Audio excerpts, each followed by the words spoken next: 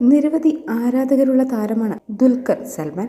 അദ്ദേഹത്തിൻ്റെതായി പുറത്തെത്താറുള്ള വിശേഷങ്ങളെല്ലാം തന്നെ വളരെ പെട്ടെന്നാണ് വൈറലായി മാറുന്നത്. ജൂലൈ 28-നാണ് ദുൽഖർ സൽമാന്റെ പിറന്നാൾ. ഇപ്പോഴിതാ നടന്റെ പിറന്നാളിനോടനുബന്ധിച്ച് ക്ഷേത്രത്തിൽ പ്രത്യേക പൂജയും അന്നദാനവും നടത്തിയിരിക്കുകയാണ് നിർമ്മാതാവ് പ്രജീവ് സത്യവ്രതൻ.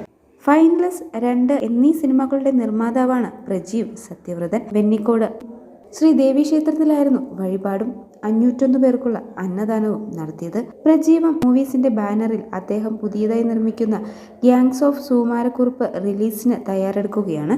ഷെബി ചൗക്കട്ട് സംവിധാനം ചെയ്യുന്ന ഈ ചിത്രത്തിൽ ദുൽഖർ സൽമാൻ നായകനായ കുറുപ്പ് എന്ന സിനിമയുമായി ബന്ധപ്പെട്ട ചില രംഗങ്ങളുണ്ട്.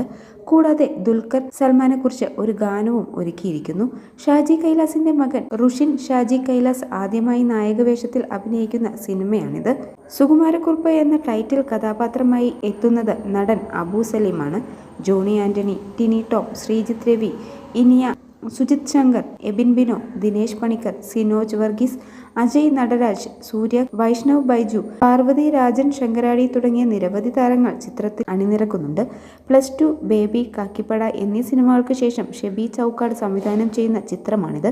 സംവിധായകൻ ഷെബി ചൗക്കാടിന്റെ കഥയ്ക്ക് VR ബാലഗോപാൽ തിരക്കഥയും സംഭാഷണവും എഴുതുന്നു.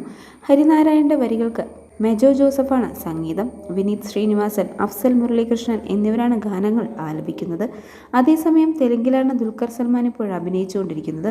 പവൻ സാദിനേനി സംവിധാനം ചെയ്യുന്ന ചിത്രത്തിന് ആകാശം ലോ ഓക്കെ താര എന്നാണ് പേരിട്ടിരിക്കുന്നത്.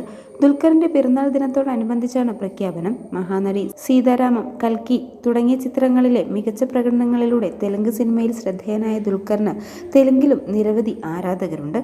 വെങ്കട് അടൂരിൽ സംവിധാനം ചെയ്യുന്ന ലക്കി ഭാസ്കർ എന്ന ചിത്രവും തെലുങ്കിൽ നിന്ന് ദുൽഖറിൻ്റെതായി എത്തുന്നുണ്ട്. 1980-1990 കാലഘട്ടത്തിൽ ബോംബെ നഗരത്തിലെ പശ്ചാത്തലത്തിൽ കഥ പറയുന്ന ഈ പീരീഡ് ഡ്രാമയിൽ ഒരു ബാങ്ക് കാഷ്യർ കഥാപാത്രമായാണ് ദുൽഖർ സൽമാൻ എത്തുന്നത്.